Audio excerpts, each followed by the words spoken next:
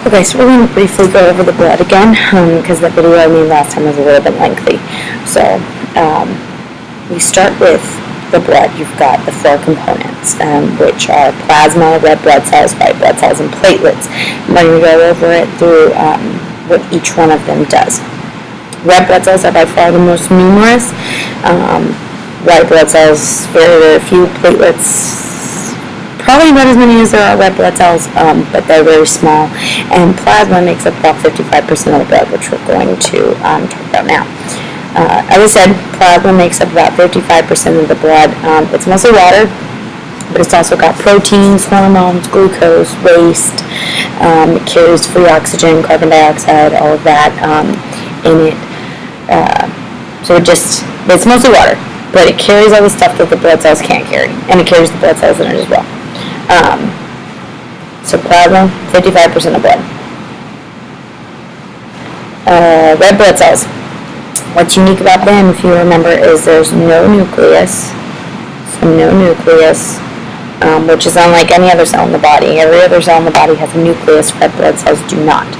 They also have this molecule called hemoglobin, which is a tertiary protein. If you remember from when we talked about body chemistry, it's when there are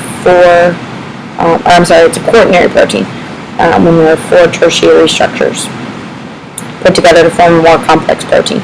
So that's what this is. And each tertiary structure, which is a molecule of heme, carries one oxygen. So one red blood cell carries millions of molecules of oxygen, but one hemoglobin molecule carries 4 oxygen. And that's what makes it so red. That's what makes the red blood cells so red, is that they're full of hemoglobin. When oxygen attaches to the hemoglobin, it becomes more red. When it's not attached to the hemoglobin, it's less red. So that's why arterial blood is so bright, and venous blood is kind of like more brick red, kind of like my shirt.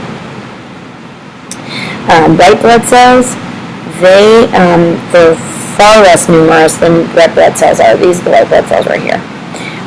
They're multinucleated, and they fight off infections. So fight infection. We're going to talk more about them when we get into the immune system. But for right now, this is what you need to know: is that there's far fewer of them, and they fight infection.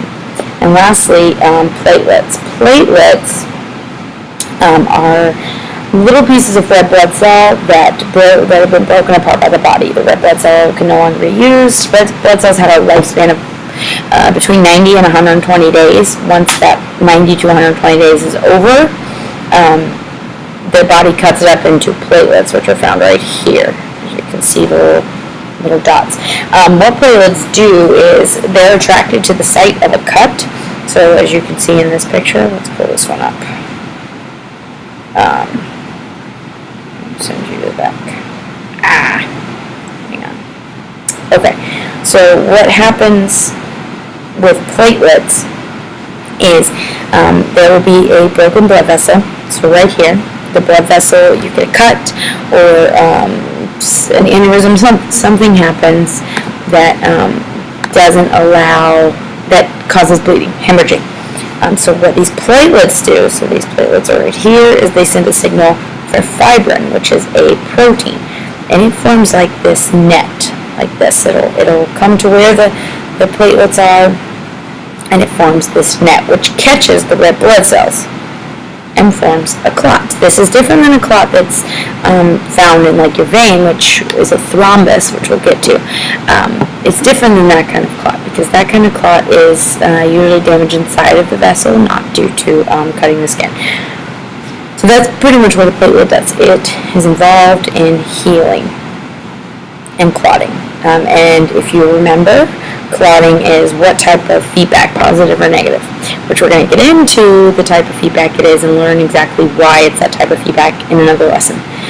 If you have any questions, please let me know. And Slim and I hope that you enjoyed our video.